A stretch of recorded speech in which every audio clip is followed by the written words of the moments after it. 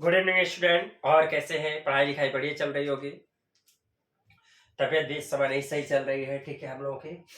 तो आज हम केमिस्ट्री का पहला चैप्टर स्टार्ट कर रहे हैं। आपका चौथा चैप्टर कंप्लीट कर दिया गया है। तो पहले चैप्टर में ये आपका समझ लीजिएगा, इसमें कुछ भी नहीं बचा है, बस सारी चीजें मैंने इसमें बोर्ड पे लिख दिया है। और जिसने अगर इतना पढ़ लिया है वो समझ लीजिएगा उसका पूरा चैप्टर कंप्लीट हो जाएगा। और यहाँ से जितने भी मैंने प्रश्न लिख दिया, यहाँ से 100% आपका एक प्रश्न आएगा। अगर आपने इस वीडियो को नहीं देखा लास्ट तक तो आप ये समझ लीजिएगा आपका प्रश्न छूट गया। राइट, आइए देख लेते हैं। रासायनिक अभिक्रिया क्या होती है? जी हाँ, रासायनिक अभिक्रिया क्या होती है। आपने सही सुना। हम क्या पढ़ाने जा रहे हैं? रासायनिक अभिक्रिया।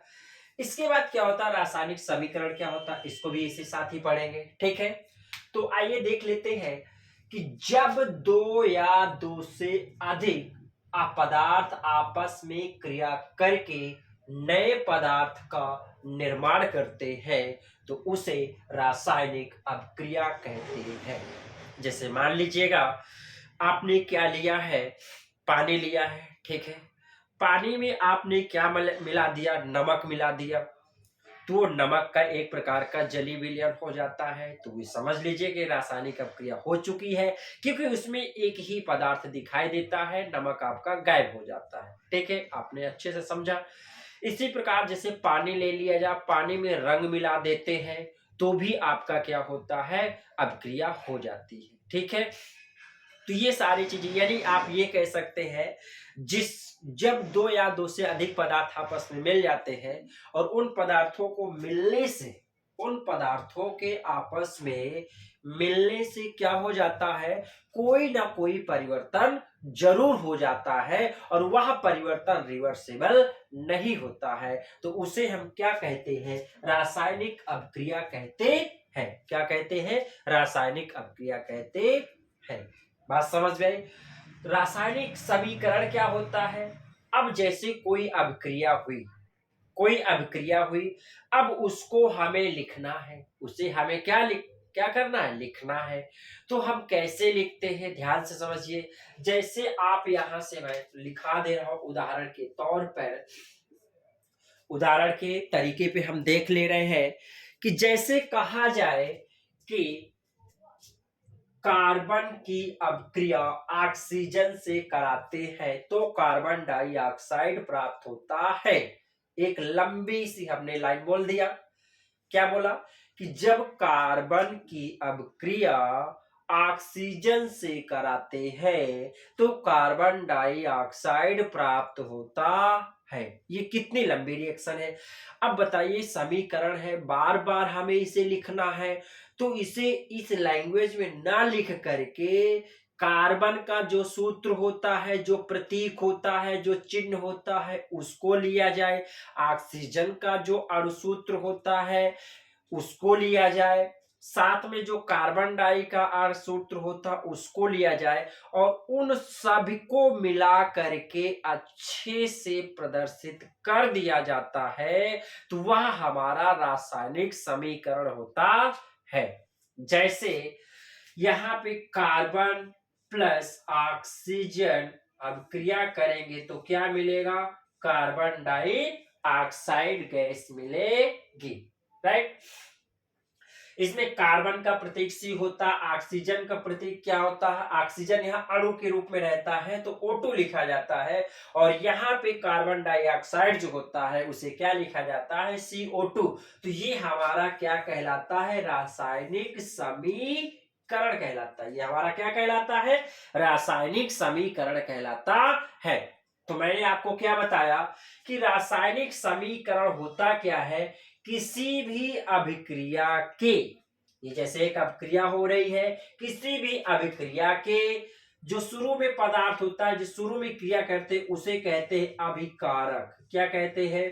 अभिकारक कहते हैं। और ये होता है जो प्राप्त होता है, जो मिलता है आपको, जिसे आप प्रोडक्ट कहते हैं इंग्लिश की भाषा में, तो उसे हम कहते हैं उत्पाद कहते हैं। क्या कहते हैं? उत्पाद। तो आपको समझ में आया कि किसी भी रासायनिक अभिक्रिया में किसी भी रासायनिक अभिक्रिया में भाग लेने वाले पदार्थों को अभिकारक कहा जाता है।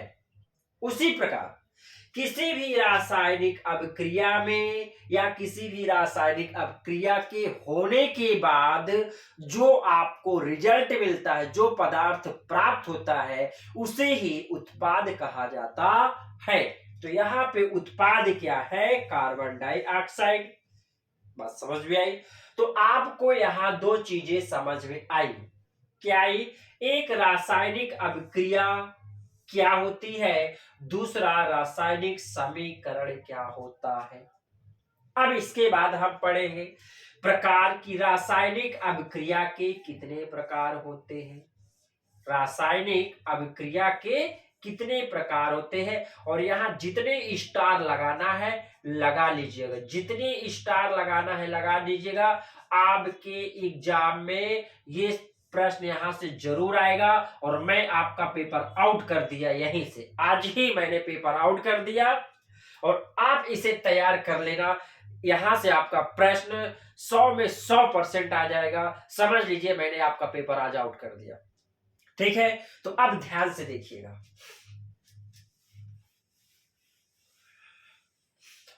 जुखाम इतनी ज्यादा है कि बोलते नहीं बन रहा है, लेकिन आपके प्यार और मोहब्बत के कारण हम ये क्लास ले रहे हैं। बस आप अपनी कृपा दृष्टि ऐसे ही बनाए रखिएगा।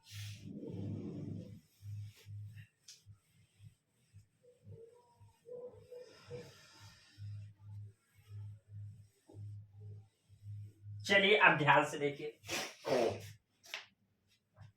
यहां पे क्या है? संयोजन अभिक्रिया। ये क्या होती है? संयोजन अभिक्रिया होती है। अभिक्रियाओं के प्रकार में सबसे पहला नंबर हम लेके चल रहे हैं संयोजन अभिक्रिया। क्या लेके चल रहे हैं? संयोजन अभिक्रिया किसे कहते हैं? ध्यान से समझना, ठीक है।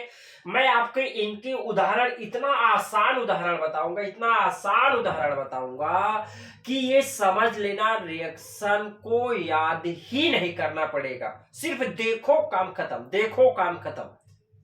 ध्यान दो,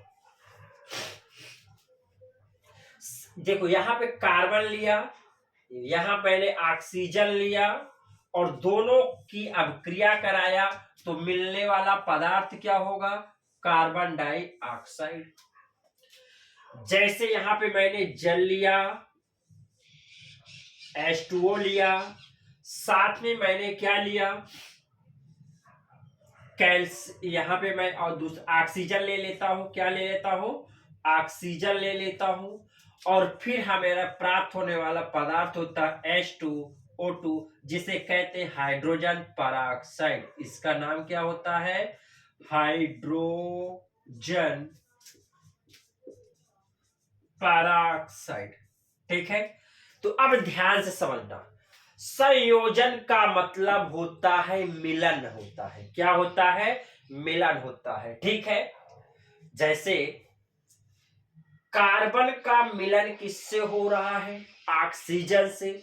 जब कार्बन का मिलन ऑक्सीजन से होगा, मतलब कार्बन की अभिक्रिया किससे होगी? ऑक्सीजन से होगी, तो कार्बन डाइऑक्साइड प्राप्त होता है। मतलब दो लोग मिलकर के एक सिंगल प्रोडक्ट बना रहे हैं, उसे ही कहा जाता है संयोजन अभिक्रिया। कहने का मतलब हुआ, परिभाषा देखिए, ध्यान से समझिए।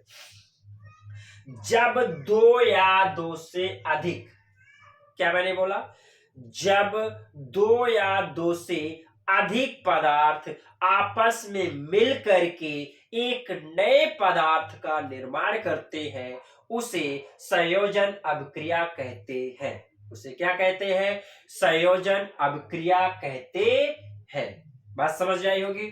कहने का मतलब कि जब दो या दो से अधिक पदार्थ आपस में मिले थे, आपस में अभिक्रिया करते हैं, आपस में मिलन होता है, मिलाप होता है, तो वहां पर एक सिंगल कोई नया उत्पाद मिलता, कोई नया प्रोडक्ट मिलता है। उसी उत्पाद को ही क्या कहा जाता है?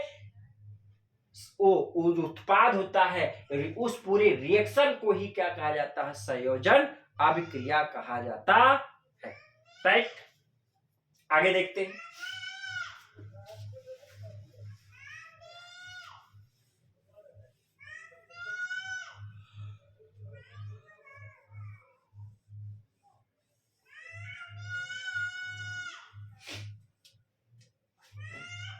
आगे देखिए वियोजन अभिक्रिया। वियोजन अभिक्रिया, वियोजन का मतलब ये होता है वियोग श्रृंगार होता है। यहाँ पे क्या होता है, वियोग श्रृंगार का अगर देखा जाए उदाहरण, कि जब नायक और नायिका का क्या होता है, बिछड़ना होता है, तो वहां पे वियोग श्रृंगार होता है। वही चीज यहाँ पे सेम है, कोई अंतर नहीं है मेरे दोस्तों, मेरे स्टूडेंटों, मेरे बच्चों। जैसे कैल्शियम कार्बोनेट मैंने लिया, क्या लिया, कैल्शियम कार्बोनेट लिया, तो ये भी समझ लेना आपका वियोग श्रृंगार होता है।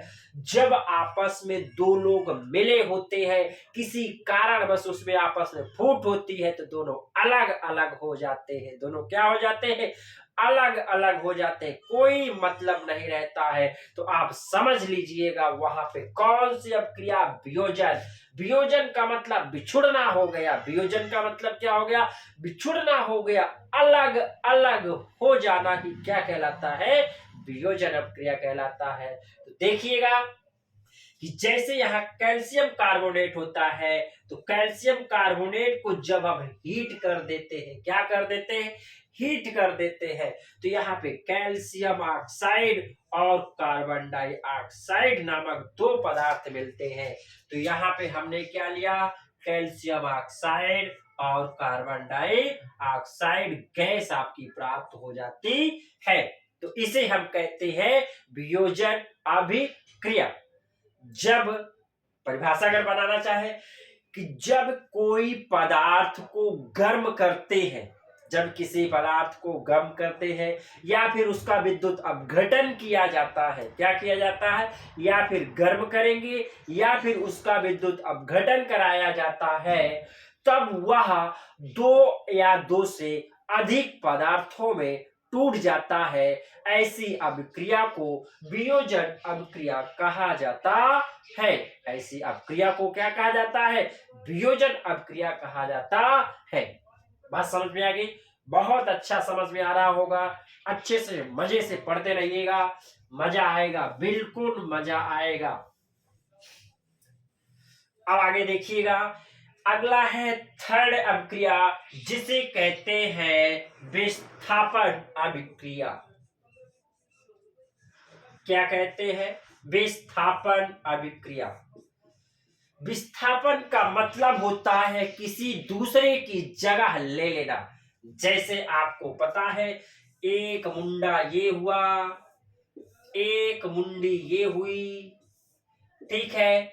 इन दोनों मुंडा मुंडी में जो भी सिस्टम है, जो भी है, आपस में एक दूसरे को चाह रहे हैं, लेकिन हुआ क्या उसमें भाई, एक तीसरा मुंडा आया और इस मुंडे को हटाया और स्वयं आके बैठ गया इस मुंडे के बगल में।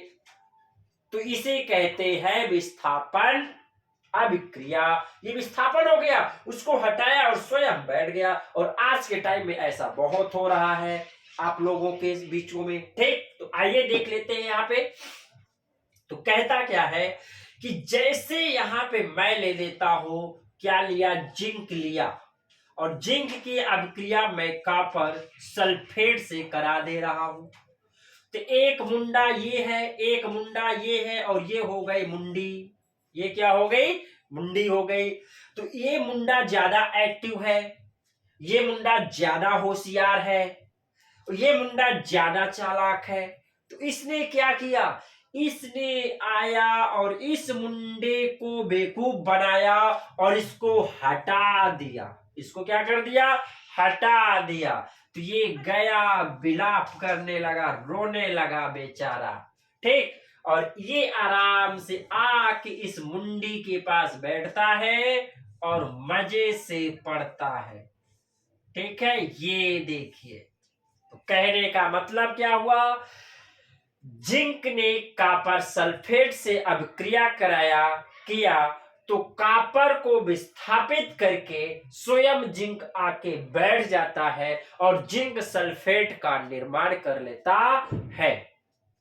तो कहने का मतलब यह हुआ कि जब किसी परमाणु या समूह के द्वारा किसी दूसरे परमाणु या समूह को उसके स्थान से हटा करके स्वयं स्थान ग्रहण कर लेता है तो उसे विस्थापन अभिक्रिया कहते हैं। उसे क्या कहते हैं? विस्थापन अभिक्रिया कहा जाता है। ठीक है, तो ये एक सिंपल सा उदाहरण है और ये सिंपल से उदाहरण को अपने दिमाग में बैठा लीजिएगा और यही उदाहरण आप रट्टा मार लीजिएगा। आपका काम यहाँ क्या हो जाएगा? क्लियर हो जाएगा। यहाँ पे क्या हो जाएगा? क्लियर हो जाएगा। राइट, तो अब ध्यान समझना अगला।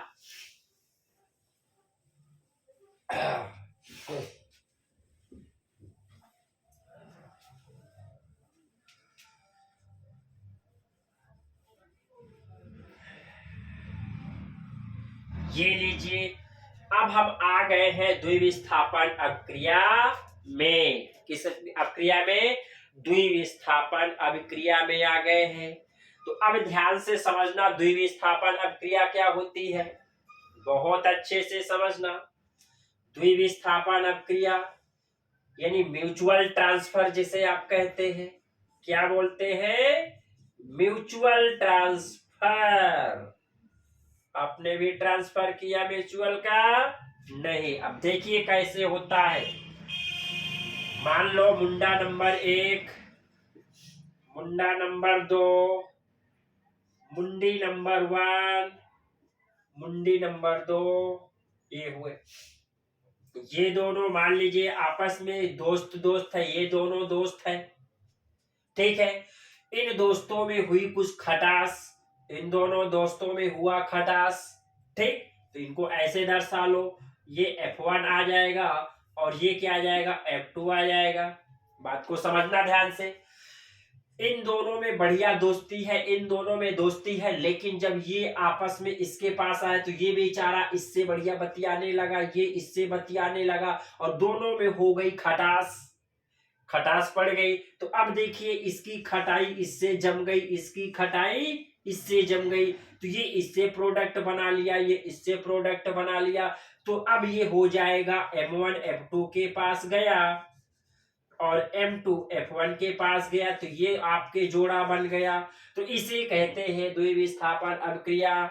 इसे क्या कहते हैं? द्विविस्थापन अभिक्रिया। तो कहने का मतलब हुआ कि जब दो अभिक्रियाओं में या जब दो अभिकारक में आयनों का आपस में बदलाव होता है, आयनों का आपस में क्या होता है? ट्रांसफरेशन होता है एक दूसरे में, तो उसे कहा जाता है द्विविस्थापन अभिक्रिया कहा जाता है।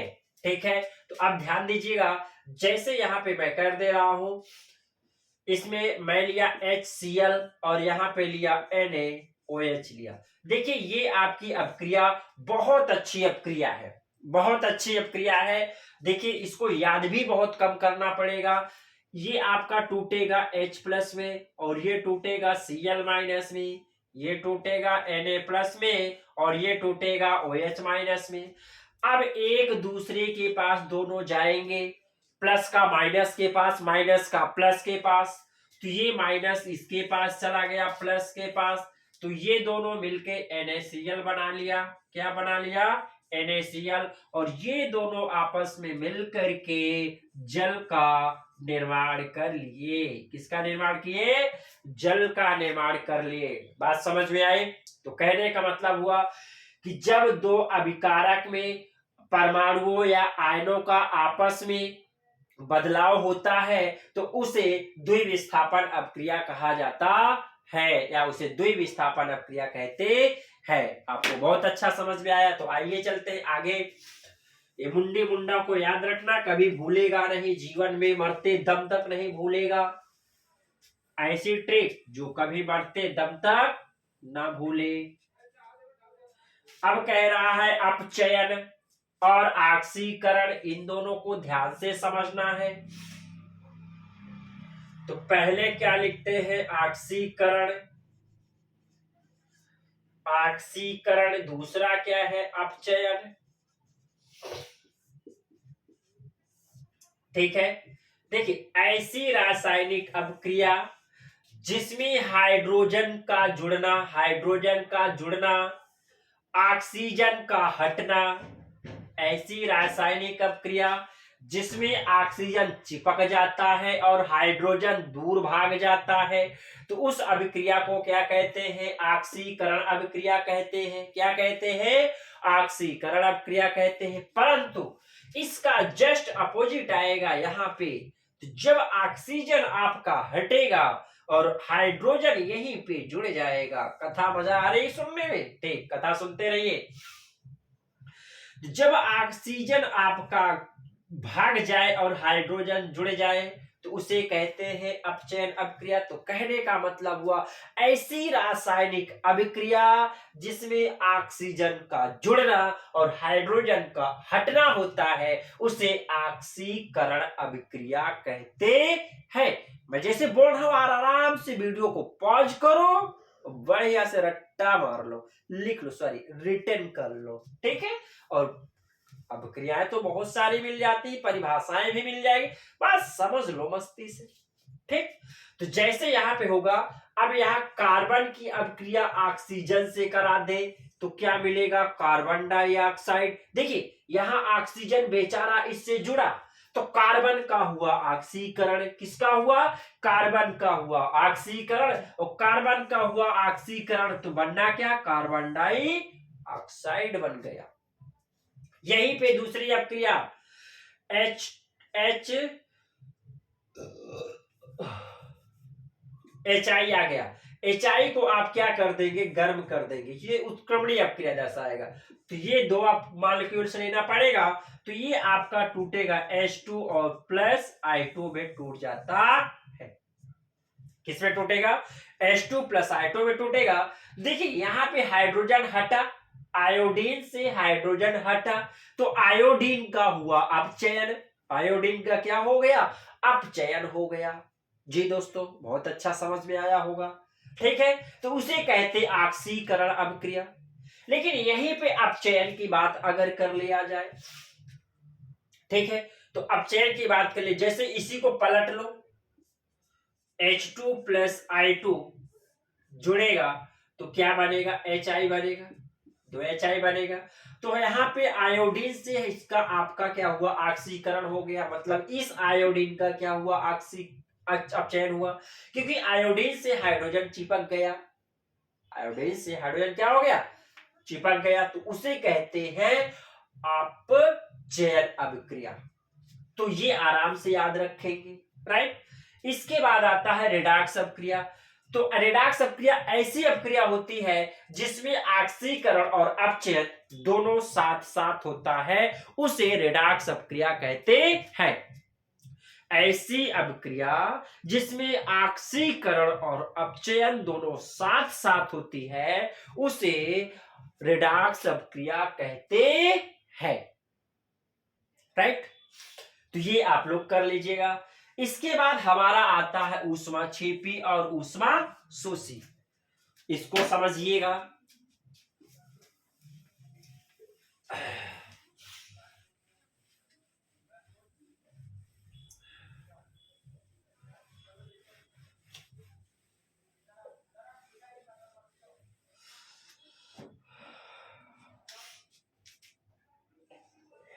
ऊष्माशोषी अभिक्रिया, ऊष्माक्षेपी। कैल्शियम ऑक्साइड है और यहां पे हमने लिया जल, यहां पे कैल्शियम कार्बोनेट लिया।